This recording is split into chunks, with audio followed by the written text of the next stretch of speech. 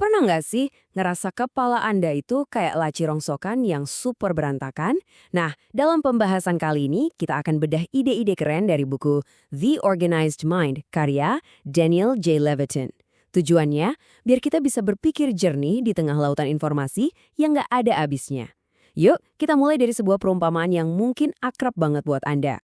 Oke, kita mulai dari sini ya. Levitin bilang kehidupan digital kita, desktop komputer, kotak masuk email, itu persis kayak laci barang bekas. Anda pasti tahu kan laci yang saya maksud? Itu loh laci di dapur atau di meja kerja tempat semua barang nggak jelas ngumpul, cuma buat dilupain. Coba deh kita bongkar isinya. Pasti ada kunci-kunci misterius, pulpen yang udah mati, sama tumpukan barang aneh lainnya yang kita simpan cuma dengan alasan jaga-jaga.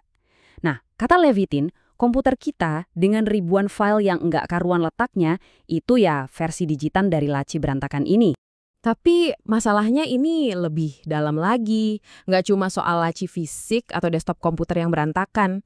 Kekacauan itu ternyata udah merembes masuk ke dalam pikiran kita. Kita terus-terusan membebani otak buat ngingat setiap hal kecil dan ya akhirnya kita jadi kewalahan. Jadi, kenapa sih kita gampang banget kewalahan? Nah, di bagian pertama ini kita bakal cari tahu akar masalahnya. Dan kabar baiknya, ini bukan salah Anda, ini masalah desain. Otak kita yang dari zaman batu lagi coba bertahan hidup di dunia digital yang super ngebut. Intinya tuh gini, kita ini masih pakai hardware otak dari zaman nenek moyang kita yang jadi pemburu pengumpul. Otak kita itu didesain buat ngelacak jejak binatang di hutan, bukan buat ngurusin ratusan email dan notifikasi medsos tiap jam. Inilah yang namanya ketidakcocokan evolusioner dan dampaknya kita rasain setiap hari. Biar kita kebayang segede apa masalahnya, coba kita tanya deh, seberapa banyak sih informasi yang ngebanjirin kita setiap hari? Siap-siap ya, jawabannya mungkin bakal bikin Anda kaget. Jawabannya, setiap hari kita itu nerima informasi yang setara dengan membaca 175 koran. Penuh dari halaman depan sampai belakang. Coba deh bayangin, tumpukan koran setinggi itu. Itulah yang kita paksa masuk ke otak kita setiap hari. Dan itu belum selesai, di luar jam kerja ya, cuma di waktu luang kita aja, otak kita itu memproses data sekitar 34 GB setiap hari. Ini volume informasi yang benar-benar luar biasa, gila kan? Nah, setelah dengar angka-angka tadi, ya pantas aja kita ngerasa kewalahan kan? Levitin nunjukin ada hubungan langsung antara banjir data ini dengan stres, capek, dan susahnya kita buat fokus.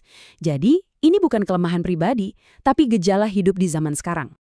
Oke, cukup soal masalahnya. Sekarang kita masuk ke bagian yang paling penting, solusinya. Levitin nawarin satu prinsip utama yang ampuh banget buat keluar dari kekacauan ini. Intinya adalah mengubah cara kita berpikir secara mendasar. Levitin ini merhatiin orang-orang yang super sukses dan dia nemuin satu hal yang menarik banget. Mereka itu kelihatan tenang, fokus, dan benar-benar nyimak waktu ngobrol sama orang lain. Gimana caranya mereka bisa setenang itu di dunia yang serba sibuk ini? Ini dia rahasianya. Orang-orang yang paling terorganisir itu ternyata nggak berusaha ngingat semuanya di kepala. Mereka nggak punya memori super. Sebaliknya, mereka membangun sistem di luar otak mereka untuk ngerjain tugas-tugas berat itu. Kuncinya, mereka membebaskan pikiran mereka. Konsep kuncinya itu namanya eksternalisasi memori. Gampangnya gini, keluarin semua informasi dari kepala Anda dan taruh di tempat yang bisa Anda percaya di dunia luar. Bisa di buku catatan, kalender digital, atau aplikasi pengingat. Tujuannya adalah membebaskan kapasitas mental Anda untuk hal-hal yang lebih penting. Oke, teorinya udah datat, terus gimana cara prakteknya? Yuk kita lihat beberapa sistem yang simple tapi ampuh banget buat membangun otak eksternal kita sendiri. Sistem pertama kita sebut aja pemilahan aktif. Ini terinspirasi dari seorang CEO sukses. Kuncinya satu, jangan biarin informasi numpuk. Begitu ada email atau tugas masuk, langsung pilah ke dalam kategori yang jelas. Ini maksa kita buat nentuin prioritas yang ujung-ujungnya bisa ngurangin gangguan dan mempertajam fokus. Sistem kedua ini terkenal banget, namanya 4D, dari David Allen. Tiap ada tugas masuk, langsung tanya, bisa selesai kurang dari 2 menit? Lakukan sekarang juga. Orang lain bisa ngerjain? Delegasikan. Butuh waktu lebih lama? Tunda dan langsung jadwalkan. Udah nggak relevan lagi? Tinggalkan aja. Ini cara cepat buat ngebersihin pikiran dan daftar kerjaan Anda. Terus, buat apa sih kita repot-repot ngelakuin ini semua? Apa untungnya? Nah, di bagian terakhir ini, kita akan lihat gimana semua sistem tadi nyambung ke tujuan yang jauh lebih besar, yaitu merebut kembali fokus dan kehadiran kita dalam hidup. Dan ini nih yang harus kita ingat. Tujuannya itu bukan cuma biar rapih doang.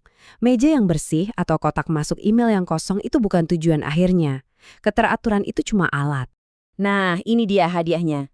Begitu kita berhenti ngabisin energi otak buat nginget jadwal meeting, daftar belanjaan, atau ribuan tugas kecil lainnya, pikiran kita jadi bebas. Bebas buat ngelakuin hal-hal yang beneran penting, jadi lebih kreatif, mikir lebih dalam, dan nyambung secara tulus sama orang-orang di sekitar kita. Kita jadi bisa hadir seutuhnya. Jadi, sebagai penutup, saya mau ninggalin satu pertanyaan buat kita renungin sama-sama. Kalau pikiran Anda nggak lagi sibuk buat mengingat, kira-kira hal luar biasa apa yang bisa bebas ia ciptakan? Coba pikirin, potensi yang bisa kita buka kalau kita benar-benar bebas untuk fokus. Terima kasih sudah menyimak.